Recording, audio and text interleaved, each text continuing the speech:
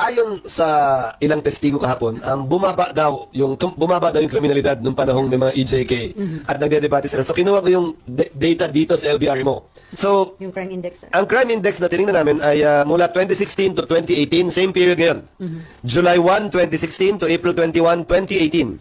Kinumpara namin sa July 1, 2022 at April 21, 2024. Para parehong datos. Hindi pwedeng bilangin yung buong termino ni Pangulong Duterte dahil pandemic tayo eh. Eh kung wala namang lumalabas, di ba? Hindi tamang comparison. So yung unang 2 taon lang.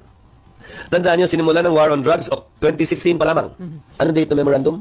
Nung double barrel? July? July 2016. O July 2016. Ang datos na sinubmite sa Senado ay crime index, July 1, 2016 to April 21, 2018, 196,518. July 1, 2022 to April 21, 2024, 71,544.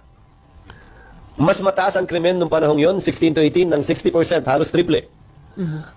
Maraming patayin nga, sir. Kasi nga, hindi mo pwedeng hindi bilangin yung patayan. Krimen pa rin yun eh.